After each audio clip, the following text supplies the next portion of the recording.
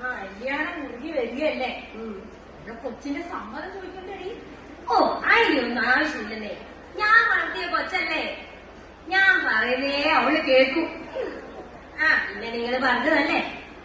മോളെ അന്നിക്കുട്ടിയെ ഒന്നിക്ക് വന്നേ.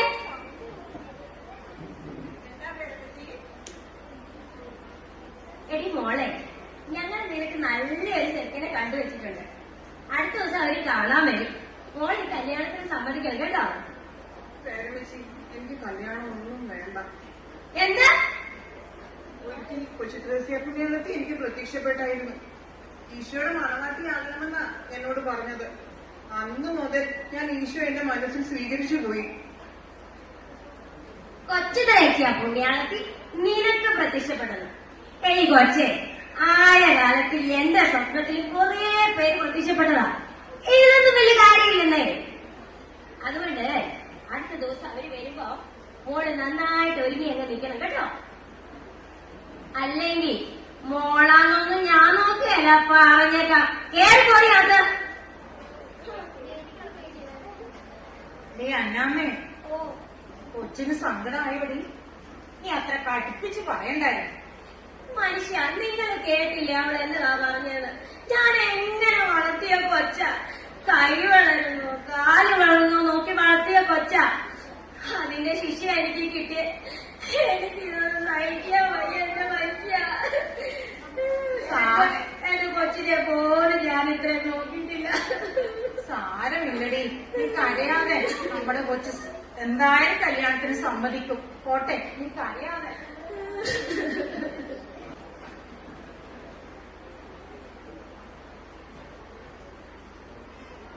എന്റെ ഈശോയെ, എന്നെ ഇങ്ങനെ പരീക്ഷിക്കരുത്. ഞാൻ അങ്ങയുടെ മണവാട്ടിയല്ലേ. എന്റെ പേരമ്മച്ചിയുടെ മനസ്സ് നീ ഒന്ന് മാറ്റി തരണേ. എനിക്ക് മണവാളനായി നീ മാത്രം മതി. ആരാണ് ഇതിന്റെ മണവാളൻ? നിർത്തിക്കോണം.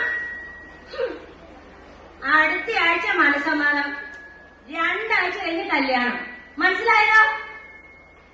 നിന്റെ അപ്പനെ വിവരം അറിയിക്കാൻ ആളെ അയച്ചിട്ടുണ്ട്. എന്റെ അടുത്ത കളി.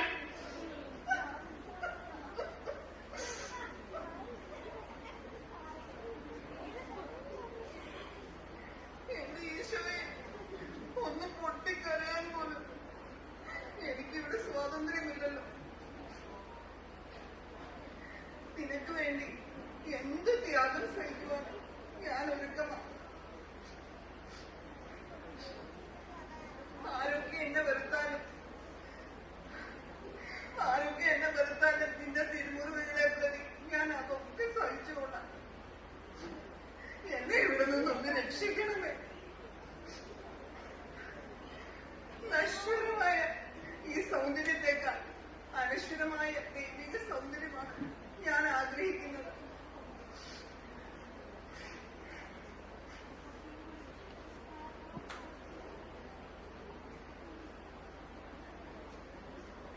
കല്യാണം മുടക്കാൻ എന്താണ് ഒരു വഴി?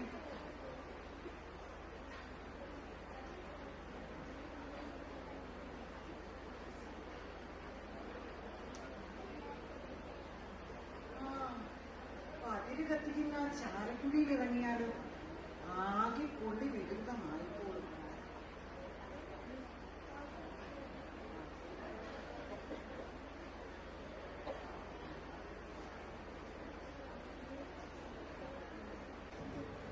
വിശുദ്ധ കുരിശിന്റെ അടയാളത്താലെ നിങ്ങളുടെ ശത്രുക്കളിൽ നിന്നും ഞങ്ങളെ രക്ഷിച്ച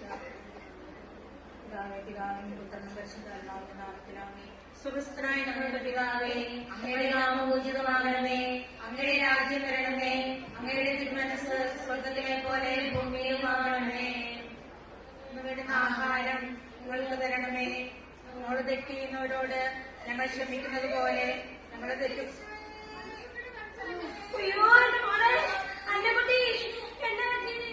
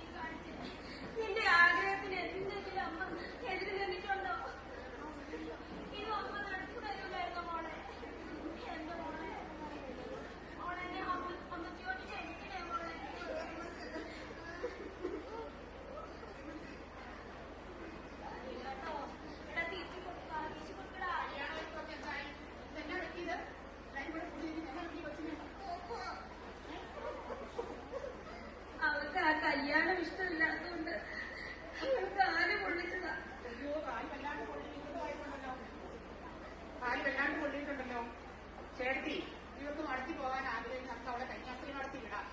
ഈ കല്യാണം ഒന്ന് കഴിപ്പിക്കണം, നമുക്ക് അവളെ നടത്തി വിട്ടേക്കാം. ഓ, ഇനി ഞാൻ ഒരെതിരും പറയുന്നില്ല. അവളുടെ ഇഷ്ടം പോലെ എന്നാന്ന് വെച്ചാൽ നമുക്കങ്ങ് ചെയ്തു കൊടുക്കാം. എനിക്ക് എന്റെ കൊച്ചൊന്ന് നേരെയായാൽ മതി. നമുക്കിവിടെ കൊണ്ട് കിടക്കാം. കൊണ്ട് കിടത്താം.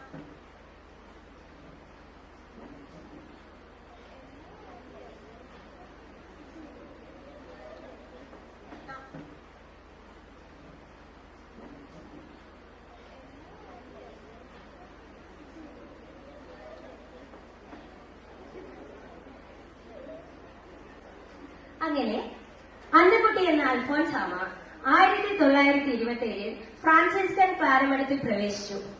അൽഫോൻസാമ മരിച്ചതിന് ശേഷം 1986 ഫെബ്രുവരിയിൽ ജോൺ പോൾ രണ്ടാമൻ മാർപ്പാപ്പ വാഴ്ത്തപ്പെട്ടവളായി പ്രഖ്യാപിച്ചു. 2008 ബെനഡിക്ട് 16 മാർപ്പാപ്പയാണ് നാമകരണം ചെയ്തത്. ഭാരതത്തിൽ നിന്നും വിശുദ്ധ പദവിയിലേക്ക് ഉയർത്തപ്പെട്ട ആദ്യത്തെ കന്യാസ്ത്രീയാണ് വിശുദ്ധ അൽഫോൻസാമ.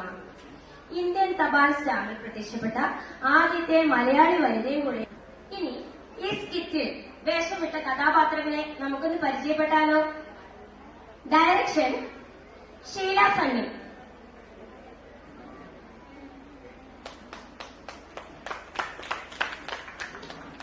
വലിയ പച്ചി മോളി വട്ടക്കുന്നേ,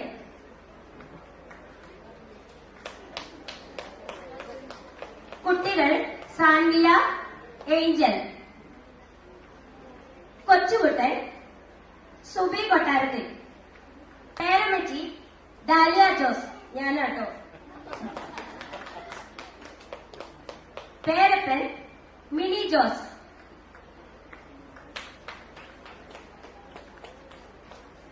പാപ്പച്ചൻ ഷീല സണ്ണി, കൊച്ചു ത്രേസ്യ റോജി പ്രകാശ്,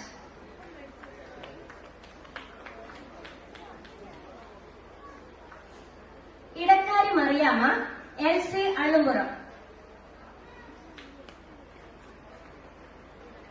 ഒരാളെ നിങ്ങൾ അന്വേഷിക്കുന്നുണ്ടെന്ന് എനിക്കറിയാം, അൽഫോൻസാമ അല്ലേ?